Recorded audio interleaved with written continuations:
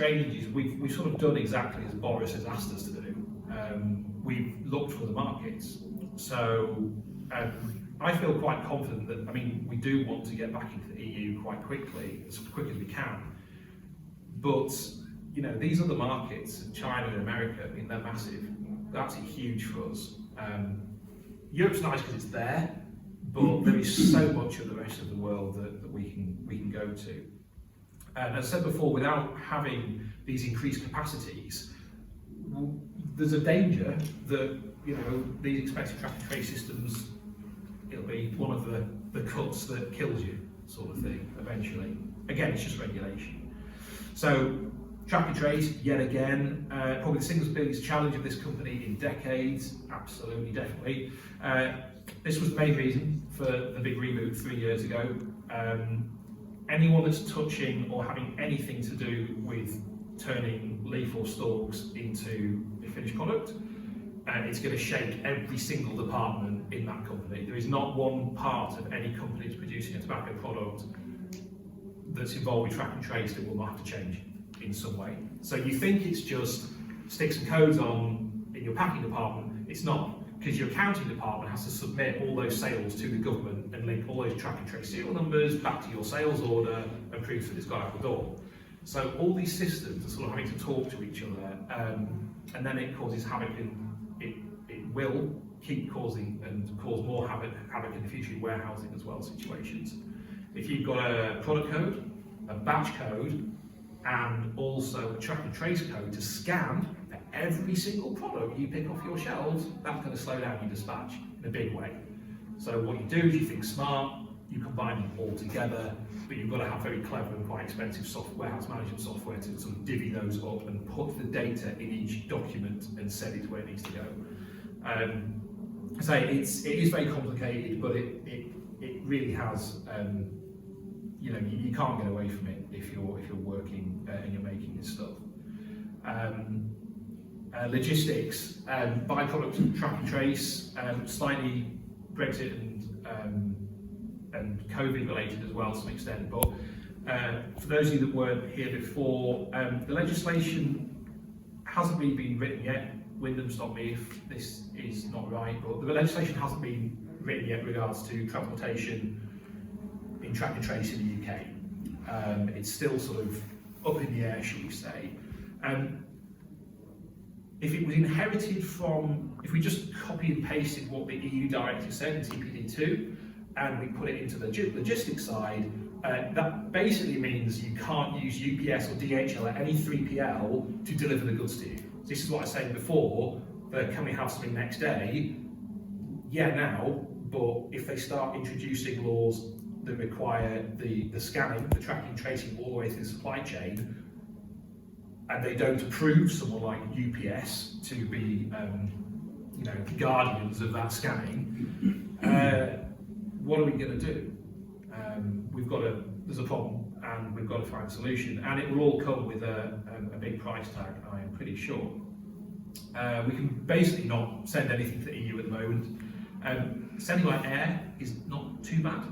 And the reasons for this are, well, there's a few different things, and I'm not even going to mention short-shift truck drivers because it's really not to do with that. By going by road, if you're sending, as Wyndham had mentioned, if you're moving tobacco around in full trucks, you know, 32, 33 pallets on a HGV, for example, you don't really have a problem because you're in control of the whole process, the customs clearance, any scanning, everything end to end. Entries onto the UK EMCS for duty-free movement in the UK, and also on the EU side. You can sort of do all that.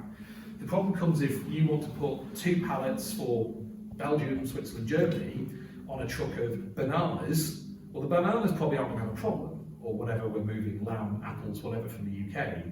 But when a customs officer sees you've got tobacco on it, there's a risk of getting caught, not caught, but sidelined. And proving paperwork and things like this, maybe even rules of origin questions. So these haulage companies are just not willing to take the risk, and it works the other way around from Europe as well. They don't know enough about Brexit. We've seen this already. They don't know. Some trucks don't know that they've got to declare UK paperwork. And I know the guys, I'll just briefly mention our leaf problem we had the other month. The guys part of ITPAC, he'll know this, but we, to meet the 10% rule of origination, we found some leaf in Poland, okay? Didn't really know Poland grew leaf. It's actually very nice. So we can throw a few handfuls of this in a few batches and that will make sure we're compliant. The leaf, to be honest, I don't care about. I pay €50,000 for a purchase order, basically, because you've got no way of proving, of course, that it's got Polish leaf in it mixed in with everything else. But we've got a Polish leaf.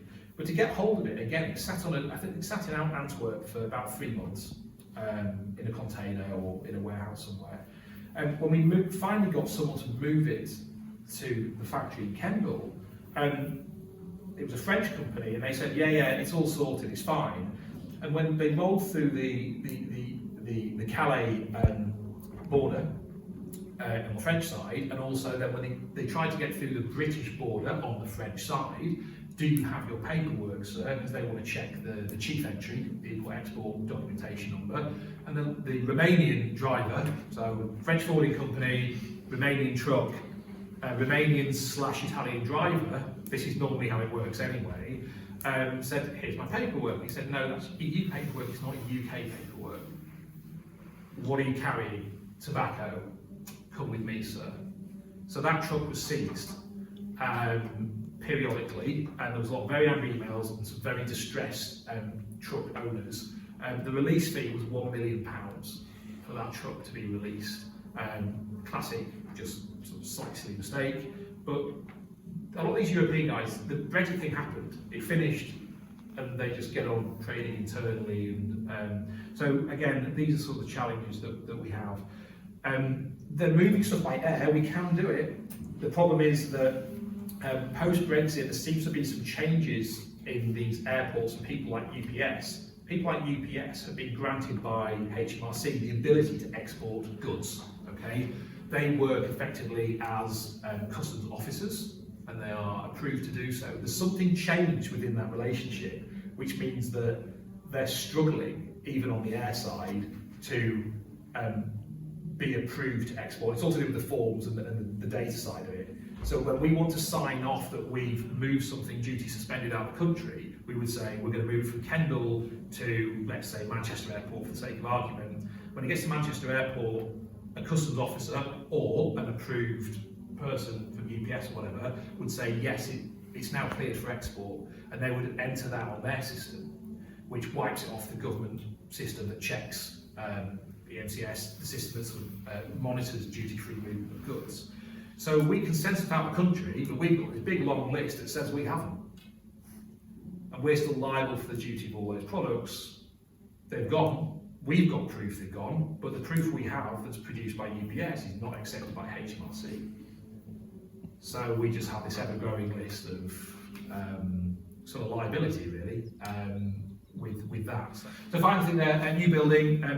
All these challenges that we've got, they require more, and it's just more of everything. You need more leaf stocks if you're going to do bigger volumes. You need to be able to store more finished goods. You need more equipment.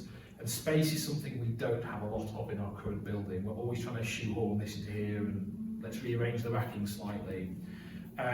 So Rachel, my sister and I, we've spent the last 2 years looking for a new place to build, a new factory, and we've got some irons in the fire, but again, so what we're doing right now, we're having a change of accounting system.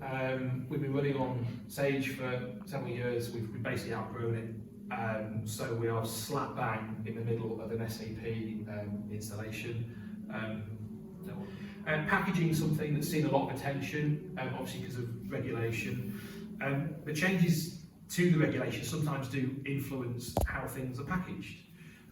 So for example, track and trace products, the codes that you see on the pouches of rolling tobacco, it says in the legislation exactly where that has to be placed.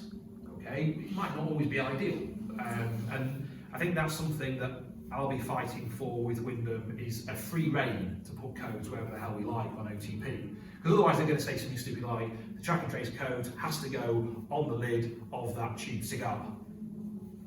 well, that's the smallest area, you can't really get something on there, or something daft. So sometimes the rules can sort of dictate things a little bit.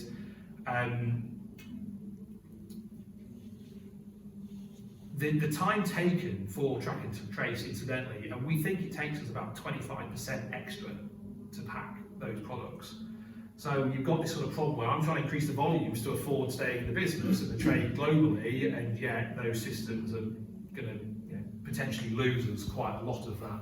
So there's some dots to join up here, and that has to come in the form of degrees of automation. Certainly when it comes to packaging and labelling and things like this, we're not going to be able to get the volumes out without being able to sort of, really get the volumes out and automate some of these things.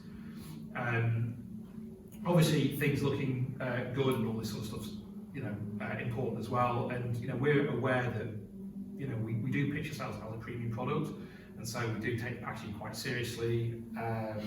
And it's important that we keep doing that. But if we do start seeing changes in packaging, it's not really because it's always a cost thing. It's sometimes because if you're going to automate, you might need to take that group of products that used to be in several different types of packaging and actually package them into one type that you can fit through a machine to mark a track and trace code or something. So, this is kind of where we are moving towards 2024 with OTP track and trace.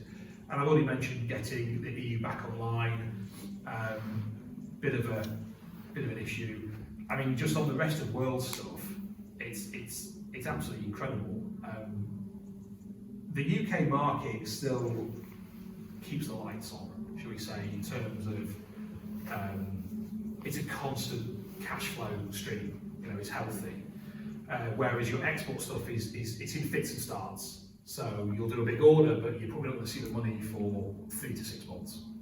So it's nice having obviously the UK market because it means you don't have to worry about that too much, rather than some real super tight budgeting. But to give you an idea, I mean America at the moment for us is just off the charts. It takes us about probably 3 months to fill a 20-foot container to ship. So we try and fill a container so it's cost effective for the customer. That typically sells in 8 days. So you can get an idea. We've just taken a Sam Gareth order that's 4 tons in one order. So this is a good problem to have. But in terms of how are you going to deliver on those things, Russia again wanted one guy in Russia 26,000 pouches of AK Gold or whatever, as well as a big stream of tobacco products on the back. So the demand for us is there, and our sort of future and things, going forward, we definitely want to improve our production in terms of introducing more substantial quality and batch tracking, quality processes, which adds that more traceability that HMRC are looking for increasingly, and more consistency to what we do. And obviously faster ways of getting out the door without interfering with the sort of artisanal techniques that we feel sort of put soul into the product. And I think obviously what we have is guys actually working the tobacco, and there is a lot of effort goes into it, and it's part of what we sell is really what we do. I suppose it's you can't. I spoke to McBown about this once, about some of the Sam Gareth flakes. You can't sensibly with a machine hand layer wrapper leaf on top of 1792 flake or something. You can't really do it. You can't automate it, and I think that is partly what gives our product soul that a lot of other products don't have. And there's just no way that I am willing to touch any parts of those manufacturing techniques that are going to change any of that. But where we can speed up are, do we need to pay someone by hand to label every tin? Well, whether a machine puts a label on or a person puts a label on isn't going to make a lot of difference really. So I think what I'm saying is inside the tin, we've got to keep that exactly the same, but the packaging itself I think can change and evolve. But there's one thing certainly that when we have these challenges that I sort of try and draw strength from is that this company has seen some of the most dangerous times in history. It really has, and we're still here, and we're still doing what we're doing. But what I think has probably changed is that we're not talking traditionally about the competition or whatever other commercial small talk. We're talking about the extent to which our own authorities are effectively using the latest technology to bind our hands. Is what this sort of shakes down to, and it baffles me, and I just find it almost impossible to think that a distant Gareth Hogarth, what are they going to be dealing with? Because these guys in the black and white pictures, this was Star Trek to them, if they knew what Star Trek was back in the day. So that's it really. So thanks very much for coming to listen to me about this. So without the retailers and you guys, I mean we're nothing really. And I think we're here, as I said, to help answer questions on a sort of supply chain basis, and if we can help in a regulatory way as well with impact. So yeah, I don't know if there's any questions.